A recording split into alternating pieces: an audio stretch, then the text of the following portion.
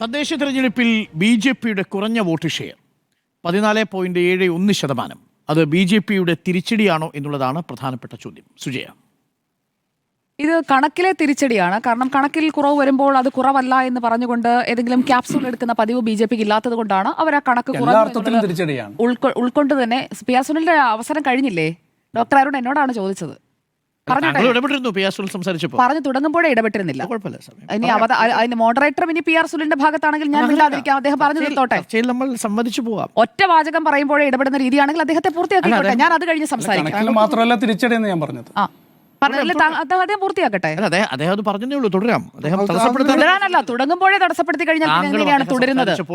അദ്ദേഹം സംസാരിച്ചപ്പോൾ മിഡിൽ പാർട്ടിലാണ് ഞാൻ ഇടപെട്ടത്, തുടങ്ങുമ്പോഴല്ല. മിഡിലാണോ എൻഡാണോ ബിഗിനിങ് ആണോ എന്നുള്ളതല്ല, തുടങ്ങുമ്പോഴേ എതിർക്കാനാണെങ്കിൽ ഞാൻ സംസാരിക്കുന്നില്ല. എതിർക്കാനല്ല, അദ്ദേഹത്തിന്റെ അഭിപ്രായം പറഞ്ഞു. താങ്കൾക്ക് തുടരാം. അദ്ദേഹം തടസ്സപ്പെടുത്താനല്ല.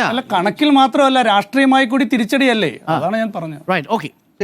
കഴിഞ്ഞോ? ഇനി എന്തെങ്കിലും പറയാനുണ്ടെങ്കിൽ അതുകൂടി പറഞ്ഞിട്ട് ഞാൻ തുടരാം. ആരോഗ്യകരമായ സംവാദമല്ലേ? അതെ, ആരോഗ്യമില്ലാത്ത രീതിയിൽ പെരുമാറുന്നത് ആരാണ്, അനാരോഗ്യകരമാക്കുന്നത് ആരാണെന്നുള്ളത് കൃത്യമായി പ്രേക്ഷകർക്ക് മനസ്സിലാവണമല്ലോ. എല്ലാവരെയും കൃത്യമായി പ്രേക്ഷകർക്ക് മനസ്സിലാക്കി കൊടുക്കുന്ന ഒരു ചർച്ചാവേദിയായി ഇത് മാറുന്നതിൽ എനിക്ക് സന്തോഷമുണ്ട്. ഓക്കെ, അപ്പോൾ ഇവിടുത്തെ വിഷയം BJPക്ക് തിരിച്ചടിയാണോ? CPIM-ന് പിന്നെ തിരിച്ചടിയേ ഇല്ല. സ്വർണം കെട്ടതും കൊണ്ടുപോയതും പാട്ടായതും പാരഡിയായതും കേസെടുക്കാൻ പോയതും തിരിച്ചു വന്നതും അതൊന്നും തിരിച്ചടിയേ ആയിട്ടില്ല. BJPക്ക് മാത്രമാണ് ഈ തെരഞ്ഞെടുപ്പിൽ തിരിച്ചടി. കാരണം BJP ആണല്ലോ കേരളം ഭരിച്ചുകൊണ്ടിരിക്കുന്നത് കാലാകാലങ്ങളായി. മാത്രമല്ല, കോർപ്പറേഷൻ ആയാലും തദ്ദേശ സ്വയംഭരണ സ്ഥാപനങ്ങളായാലും എല്ലാത്തിലും BJP ഭരിച്ചിരുന്നു. അതുകൊണ്ട് BJPക്ക് എല്ലാം അങ്ങ് നഷ്ടപ്പെട്ട് എല്ലാം ഇല്ലാതായി എന്ന മട്ടിലുള്ള ഒരു വ്യാഖ്യാനത്തിലേക്ക് പോകുന്നത് കണ്ട് നമ്മളിങ്ങനെ കണ്ണു തള്ളിയിരിക്കാമെന്നല്ലാതെ എന്ത് പറയാൻ. ഇവിടെ കണക്കുകളിൽ BJP കഴിഞ്ഞ തെരഞ്ഞെടുപ്പിൽ 2020 തദ്ദേശ തെരഞ്ഞെടുപ്പിനേക്കാൾ അതായത് 1 പോയിന്റിന്റെ അല്ലെങ്കിൽ 1% വ്യത്യാസം പോലും വന്നിട്ടില്ല എന്നുള്ളതൊരു വസ്തുതയായിരിക്കെ എങ്കിൽ പോലും വാദത്തിന് വേണ്ടി അത് സമ്മതിക്കാവുന്ന കാര്യം തന്നെയാണ്. കാരണം നേരത്തെ ജിമ്മി ജെയിംസ് സൂചിപ്പിച്ചതുപോലെ 15% നിന്ന് 14.71, അപ്പോൾ പോയിന്റ് മാത്രമാണ് എങ്കിൽ പോലും അത് ഒരു കുറവ് തന്നെയാണ്. 0.29%, അത്രയുമാണ് കുറഞ്ഞിരിക്കുന്നത്. അപ്പോൾ 0.29% കുറവ് BJPക്ക് സംഭവിച്ചിട്ടുണ്ട് എന്നത് സമ്മതിച്ചുകൊണ്ട് തന്നെ ഞാൻ ഈ ചർച്ചയിലേക്ക് കടക്കുകയാണ്.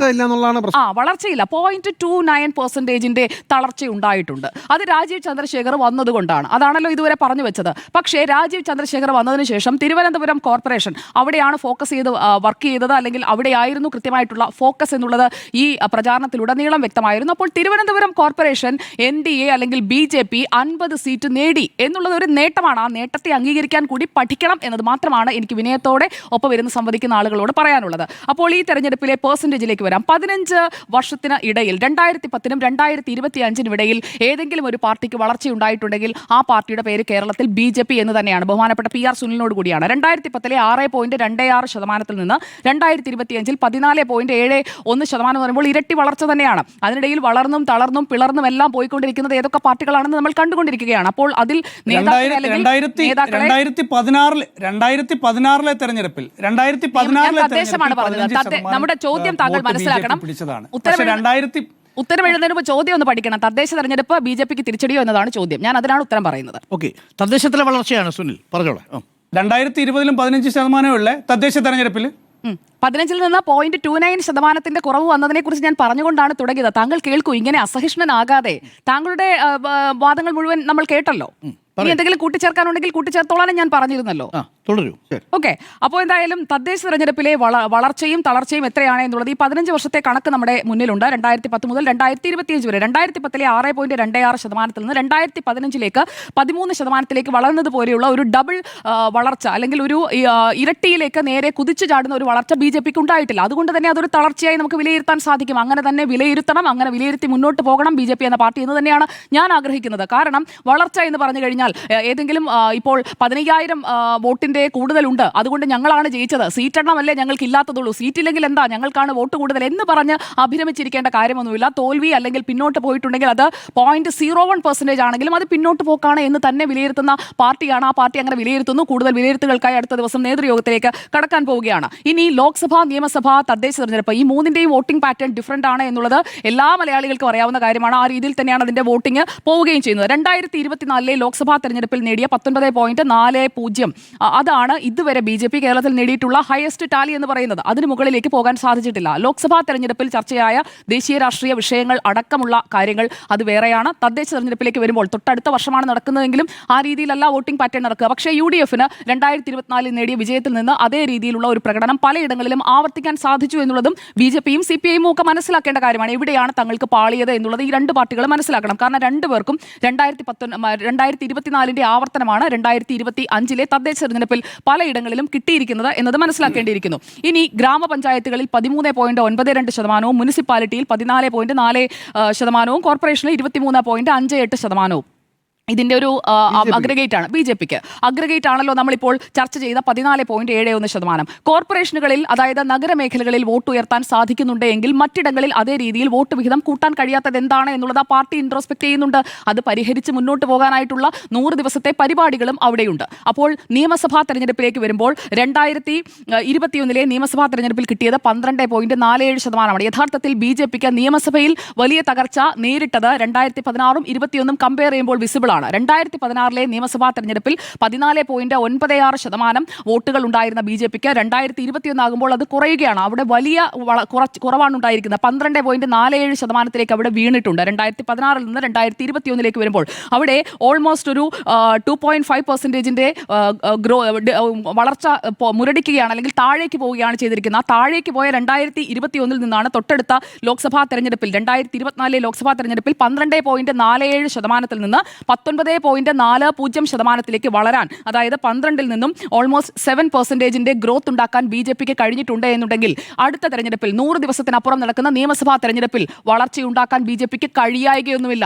ഒന്നുകൂടി കൃത്യമായി എവിടെയാണ് നമ്മുടെ ഫോക്കൽ ഏരിയാസ് എന്നുള്ളത് മനസ്സിലാക്കിക്കൊണ്ട് അവിടെ വർക്ക് ചെയ്താൽ മാത്രം മതി. അതിന് ആ പാർട്ടിക്ക് സാധിക്കുമെന്ന് തന്നെയാണ് ഞാൻ പ്രതീക്ഷിക്കുന്നത്. അല്ലാതെ 0.29% ഒരു കുറവിനെ അതൊരു വലിയ കുറവാണ്, അയ്യോ തകർന്നു പോയേ എല്ലാം പോയേ എന്ന് പറഞ്ഞിരിക്കേണ്ട ഒരു സാഹചര്യം ഇവിടെ ഉണ്ട് എന്ന് ഞാൻ കരുതുന്നില്ല. പക്ഷേ അപ്പോഴും പുറകോട്ട് പോയിട്ടുണ്ട് പെർസെൻറ്റേജ് എന്നുണ്ടെങ്കിൽ അത് തിരിച്ചടി എന്ന് തന്നെ വിലയിരുത്തണം എന്ന അഭിപ്രായം ഞാൻ ആവർത്തിക്കുകയാണ്.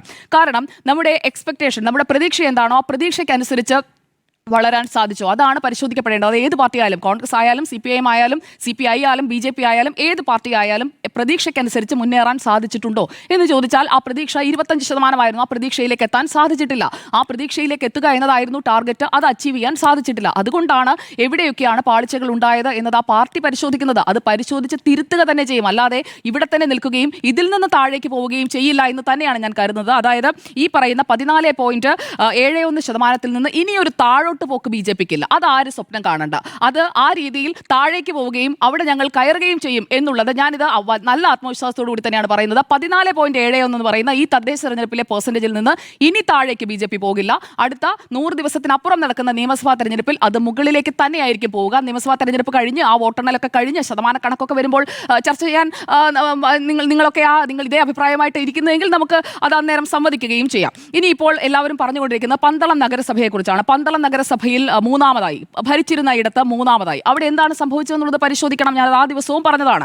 എന്നാൽ തൃപ്പൂണിത്തുറയിൽ ഭരണം കിട്ടി. അപ്പോൾ ഭരണം ഉണ്ടായിരുന്ന ഒരിടത്ത് മൂന്നാമത് പോവുകയും ഭരണമില്ലാതിരുന്ന ഒരിടത്ത് ഭരണത്തിലേക്ക് എത്താൻ സാധിക്കുകയും ചെയ്തു. അതായത് ഏറ്റവും വലിയ ഒറ്റക്കക്ഷിയാണ്. അവിടെയും കേവല ഭൂരിപക്ഷമില്ല. പന്തളം മാത്രമല്ല, തൃപ്പൂണിത്തുറ മാത്രമല്ല, പാലക്കാട്ടും കേവല ഭൂരിപക്ഷം എത്താൻ സാധിച്ചിട്ടില്ല. അപ്പോൾ എവിടെയൊക്കെയാണ് തങ്ങളുടെ സ്ട്രോങ് ഹോൾഡ്സിൽ വീഴ്ച പറ്റിയിട്ടുള്ളത് അത് പരിശോധിക്കണം. പരിശോധിക്കാതെ അത് തിരുത്താതെ മുന്നോട്ട് പോകാൻ കഴിയില്ല. അത് പരിശോധിച്ച് തിരുത്തി തന്നെയായിരിക്കും നിയമസഭാ തെരഞ്ഞെടുപ്പിലേക്ക് പോവുക. ഇവിടെ ഏറ്റവും പ്രധാനപ്പെട്ട കാര്യം ഭരണവിരുദ്ധ വികാരം നല്ലതുപോലെ ഉണ്ടായിരുന്നു. അതിന്റെ ഗുണം പ്രധാന പ്രതിപക്ഷ പാർട്ടിക്ക് കിട്ടി, UDF-ന് കിട്ടി എന്നുള്ളതും വ്യക്തമാണ്. ഇപ്പോൾ സ്വർണ്ണപ്പാളി, സ്വർണ്ണക്കൊള്ള തുടങ്ങിയ പ്രധാനപ്പെട്ട വിഷയങ്ങളിലൊക്കെ അഡ്വാൻറ്റേജ് UDF-ന് പോയിട്ടുണ്ട് എന്നുള്ളത് അവരുടെയും വിലയിരുത്തലാണ്. അതേസമയം ഞാൻ പ്രതീക്ഷ കാണുന്ന അല്ലെങ്കിൽ വോട്ട് വിഹിതം കൂടുമെന്ന് ഞാൻ കരുതുന്നത് മലബാറിലടക്കമുള്ള മേഖലകളിലാണ്. കാരണം മലബാറിൽ ഈ 14.71 എന്ന് പറയുന്ന സീലിംഗിൽ വന്നു നിൽക്കുമ്പോഴും മലബാറിൽ ഇടതുപക്ഷത്തിന്റെ സ്ട്രോങ് ഹോൾഡ്സിലേക്ക് UDF-ന്റെ, അതായത് കണ്ണൂർ DCC ഓഫീസ് ഇരിക്കുന്ന വാർഡിൽ വരെ കോർപ്പറേഷനിൽ ജയിച്ചിരിക്കുന്നത് BJP-ആണ്. ആ രീതിയിൽ കടന്നു കയറാൻ സാധിച്ചിട്ടുണ്ടെങ്കിൽ, വലിയ കൊലകൊമ്പന്മാരുടെ തട്ടകത്തിലേക്ക് കടന്നു കയറാൻ കണ്ണൂരിൽ സാധിച്ചിട്ടുണ്ടെങ്കിൽ കേരളത്തിൽ സാധിക്കുമെന്നുള്ളത് അത് ഓരോ പാർട്ടിയും മനസ്സിലാക്കേണ്ട കാര്യം തന്നെയാണ്. മലബാറിൽ UDF-ന്റെയും LDF-ന്റെയും ശക്തി ദുർഗങ്ങളിൽ കടന്നു കയറാൻ സാധിച്ചിട്ടുണ്ട്, വോട്ട് ഉയർത്താൻ സാധിച്ചിട്ടുണ്ട് എങ്കിൽ ഇനി മുന്നോട്ട് തന്നെയാണ് പോക്ക്, പിന്നോട്ടല്ല. ആ പിന്നോട്ട് പോകുമെന്ന് കരുതി അയ്യോ ക്രിസ്ത്യൻ വോട്ട് പോയി, അയ്യോ കൺസോളിഡേഷൻ സംഭവിച്ചു എന്നൊക്കെ പറഞ്ഞ് കരഞ്ഞുകൊണ്ടിരിക്കേണ്ട ഒരു കാര്യവും BJP-ക്കോ അല്ലെങ്കിൽ BJP-യുടെ അനുഭാവികൾക്കോ ഇല്ല. കാരണം ഞാൻ ഒറ്റ വാർഡിന്റെ കാര്യം കൂടി പറഞ്ഞ് അവസാനിപ്പിക്കാം. കോഴിക്കോട് പൊറ്റമ്മൽ വാർഡ് അവിടെ പ്രേമജവും ബീന ഫിലിപ്പും ഒക്കെ തുടർച്ചയായി ജയിച്ച ആരെ CPIM നിർത്തിയാലും നിഷ്പ്രയാസം ജയിച്ച് കയറും എന്ന് പറഞ്ഞ പൊറ്റമ്മൽ വാർഡിൽ ഇത്തവണ എന്ത് പറ്റി? പൊറ്റമ്മലിൽ പൊട്ടി തകർന്നു. ആര്? LDF CPIM പൊട്ടി താഴോട്ട് പോയി. അത്രയൊന്നും പാളീസാകുന്ന അവസ്ഥയൊന്നും കേരളത്തിലെ BJPക്ക് സംഭവിച്ചിട്ടില്ല. പ്രേമജവും ബീന ഫിലിപ്പും ഒക്കെ ജയിച്ച വാർഡിൽ യുവമുഖമായ T റനീഷ് ആദ്യമായിട്ട് അവിടെ മത്സരിക്കുന്നത്. ആ വാർഡിൽ വന്ന് റനീഷ് നല്ല പുഷ്പം പോലെ ജയിച്ച് കയറിപ്പോയി. അതാണ് BJP. വേണമെന്ന് വെച്ചാൽ നടത്തും. നിയമസഭയിൽ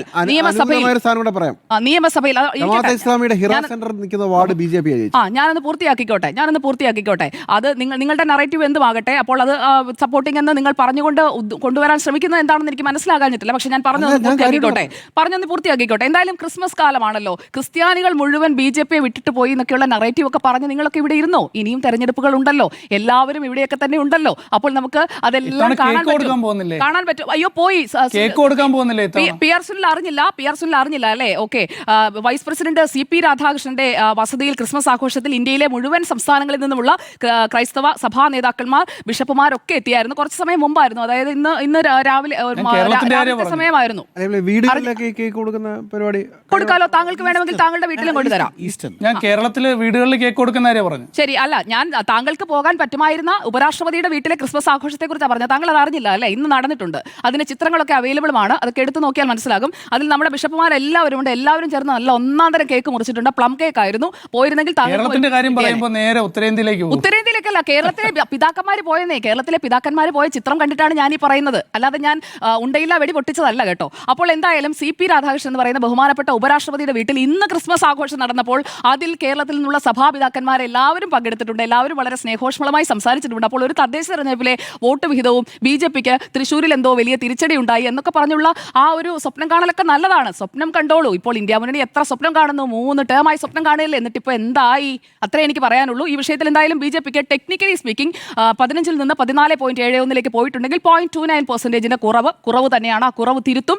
കുറവിൽ ഉണ്ടായിട്ടുള്ള പ്രശ്നങ്ങൾ എന്താണെന്ന് മനസ്സിലാക്കി അത് തിരുത്താൻ കഴിവുള്ള ഒരു പാർട്ടിയാണ് എന്നതാണ് എൻ്റെ വിശ്വാസം.